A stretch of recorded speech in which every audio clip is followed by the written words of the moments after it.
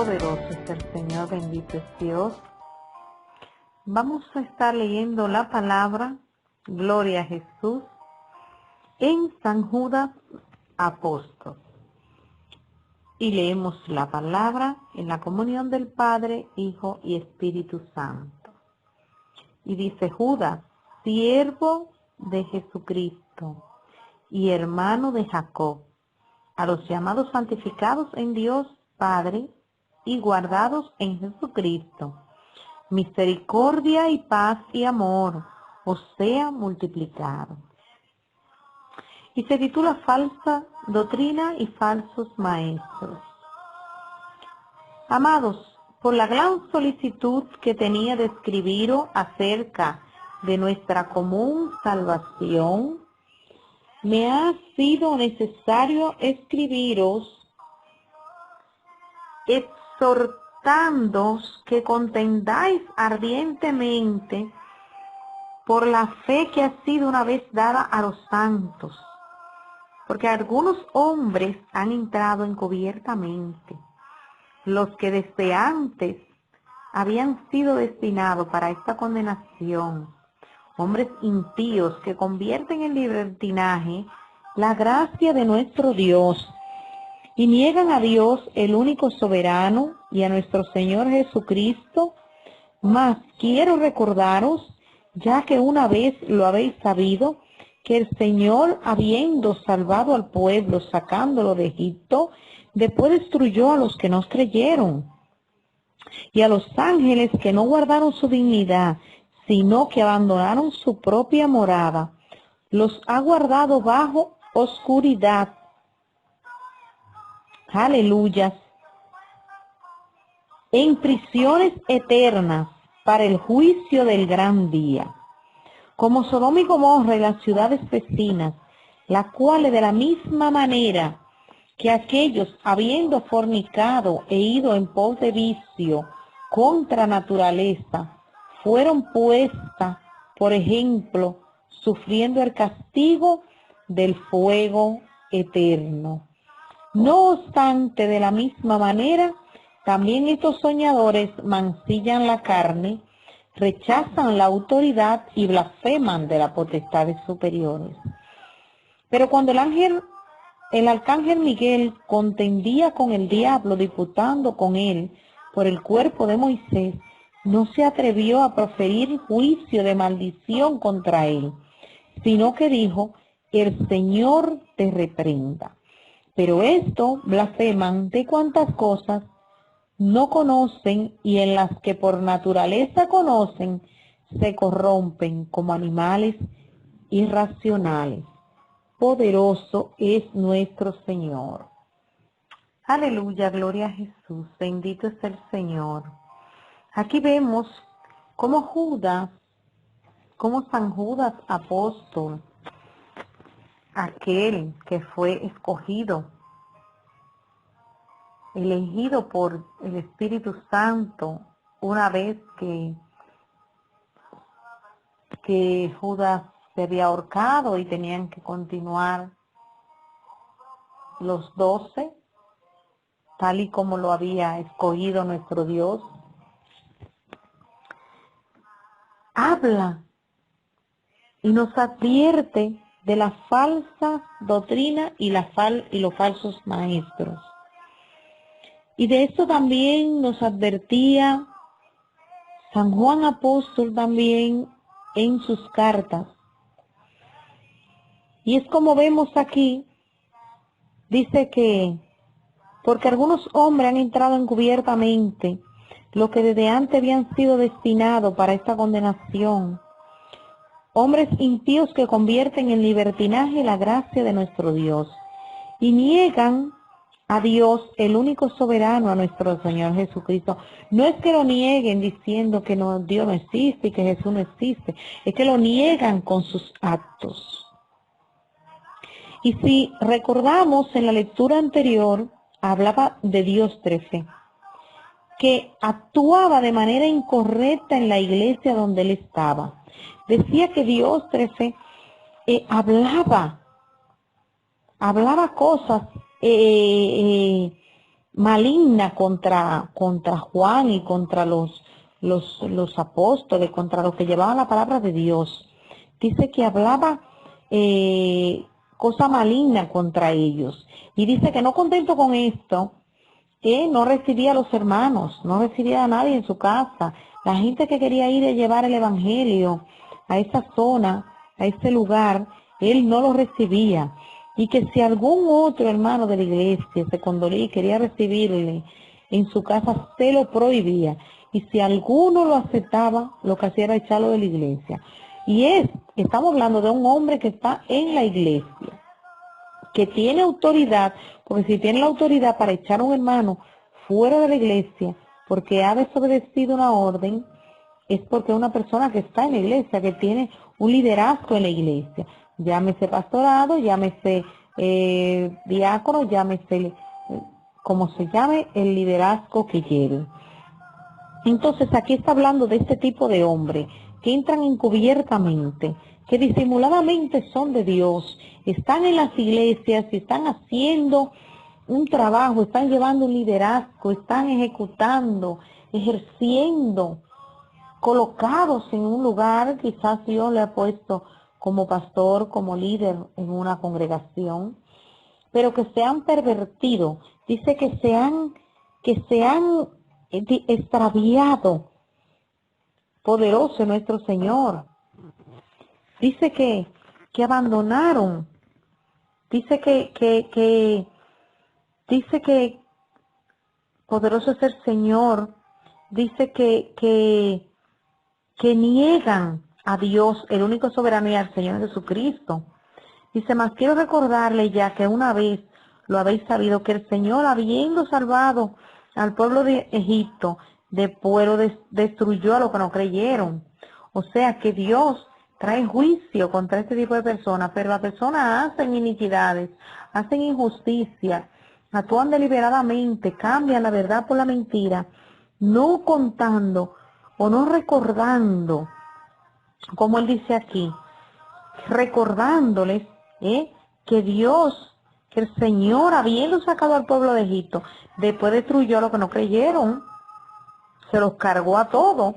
Dice, y aún a los ángeles que no guardaron su dignidad, sino que abandonaron su propia morada, los ha guardado bajo a oscuridad en prisiones eternas para el juicio, para el día del gran juicio.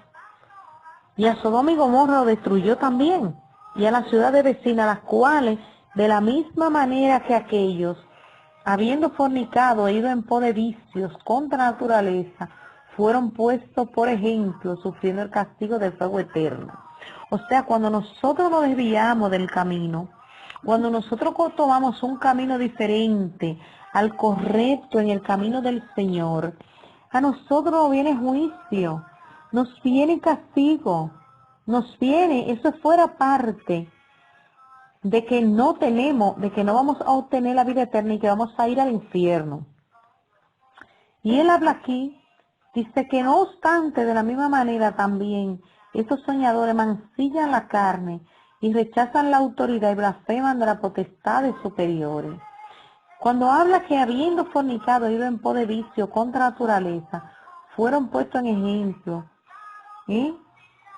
contra naturaleza, ya habían sido entregados a una mente reprobada, ya no sabían ni qué era lo bueno ni qué era lo malo. El pecado era tan grande en Sodoma y Gomorra que subió a los cielos y fue incapaz nuestro Dios de soportar algo tan fuerte que consumió la ciudad, las dos ciudades, más las ciudades vecinas. Se la cargó a todas, arrasó. Porque nuestro Dios no soporta el pecado. Él ama al pecador, pero no soporta el pecado. Y nosotros, aún más, cuando ya conocemos la palabra y nos ponemos a hacer cosas que no son correctas. Dice que no obstante, de la misma manera, también estos soñadores mancillan la carne y rechazan la autoridad y blasfeman de las potestades superiores. ¿Qué es eso? Hablan cosas de las potestades superiores que son cosas espirituales, aleluya. Dice, pero cuando el arcángel Miguel contendía con el diablo, disputando con él por el cuerpo de Moisés, no se atrevió a proferir juicio de maldición contra él, sino que dijo, el Señor te reprenda. Y muchas veces nosotros mismos hemos cometido esos errores. Dice, pero estos blasfeman de cuantas cosas no conocen y en las que por naturaleza conocen se corrompen como animales irracionales. ¿Cuántas veces hemos cometido el error de enjuiciar y maldecir al mismo enemigo y de comenzar a hablar? Hay personas que hasta palabrotas le dicen al enemigo, a Satanás, y lo pisan, y yo te piso, y yo te destruyo, y yo te derroto, y yo te esto. Satanás está en la tierra porque ha sido arrojado por Dios y porque Dios lo permite. Entonces, ¿quiénes somos nosotros? Si Dios no lo ha pisado, no lo ha pisoteado, ¿quiénes somos nosotros para decir que estamos pisoteando lo que estamos destruyendo?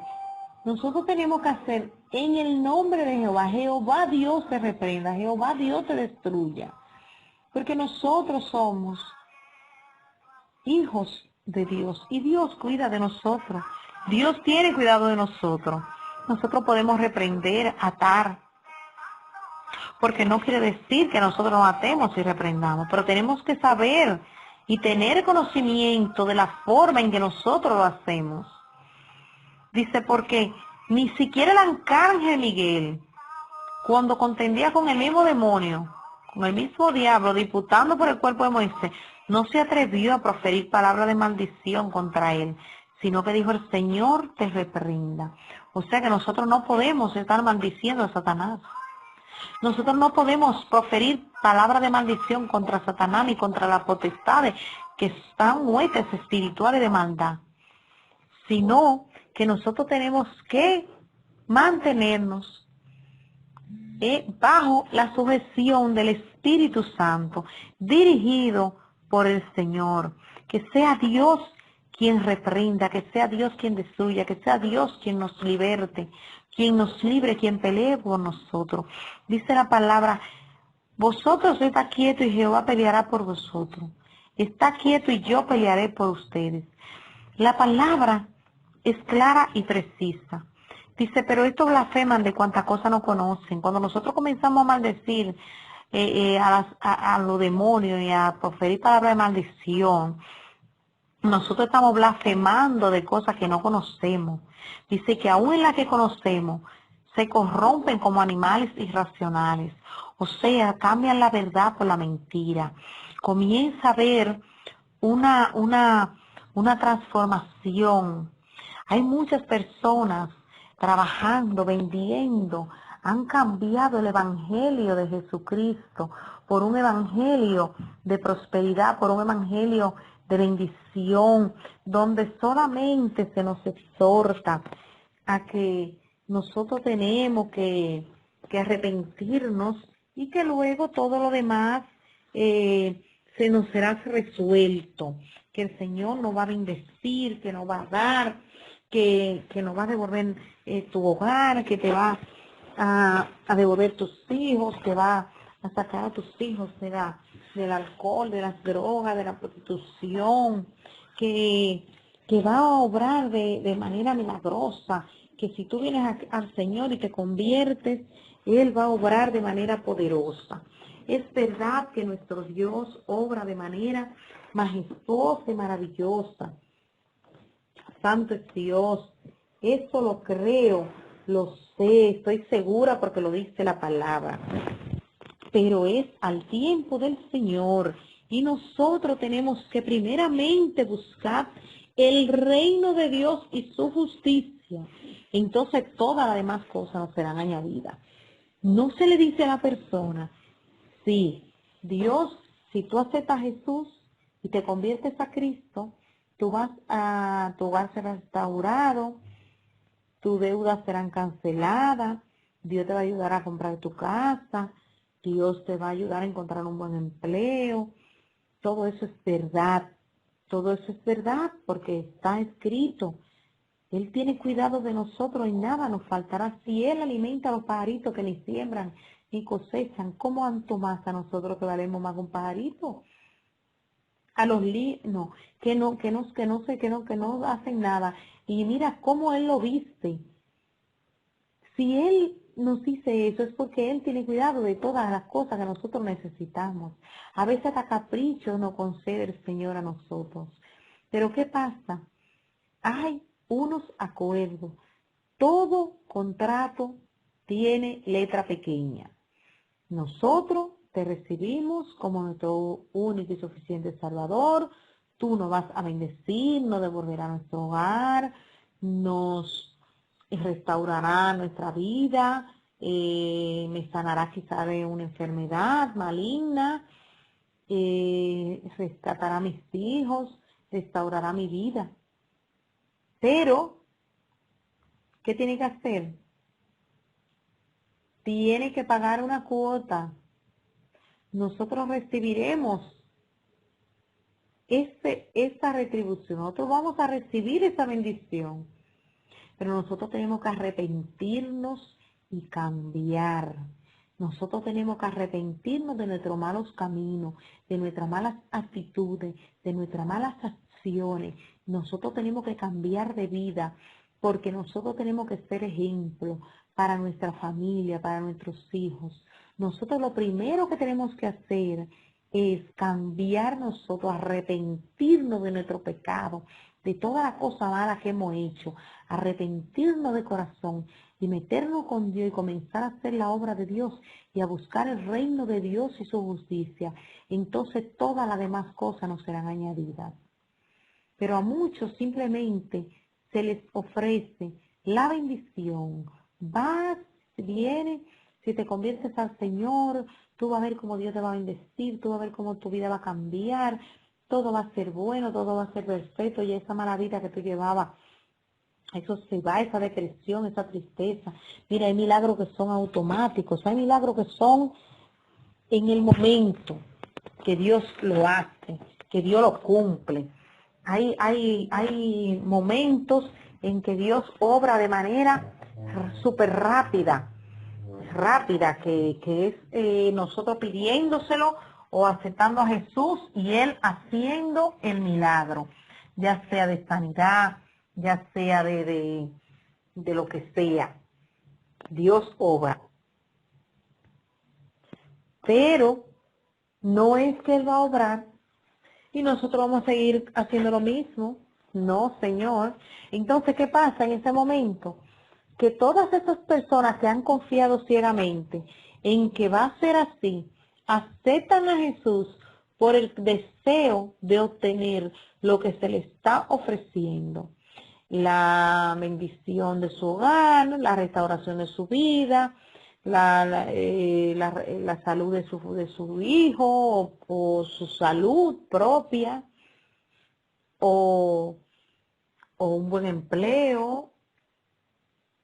Y luego pasa el tiempo y la gente no ve lo que le han prometido. Y decepcionado, muchos vuelven atrás, porque no se le ha dicho la verdad. Hay que decirle que tiene que arrepentirte, que tiene que cambiar de vida, porque si no vas a ir al infierno, porque estás en pecado. Y que lo primero que tienes que hacer es arrepentirte de los malos caminos, arrepentirte y aceptar a Jesucristo como tu único y suficiente Salvador, porque lo primero que nosotros tenemos que anhelar es la vida eterna, para cuando nosotros partamos con el Señor, irnos a morar en moradas eternas con nuestro Dios, que el día del juicio nosotros veamos su rostro, no para juzgarnos y enjuiciarnos y castigarnos, sino para salvación y vida eterna, y para morar en la nueva Jerusalén, para morar en aquellas moradas que el Señor ha ido a construir, y en aquellas calles de oro y mal de cristal, para nosotros vivir en ese lugar donde se habla que hay una puerta tan grande llena de perlas y piedras preciosas, que nosotros tenemos que buscar la salvación del alma, porque si no nos vamos a perder, nos vamos a ir al infierno con el enemigo.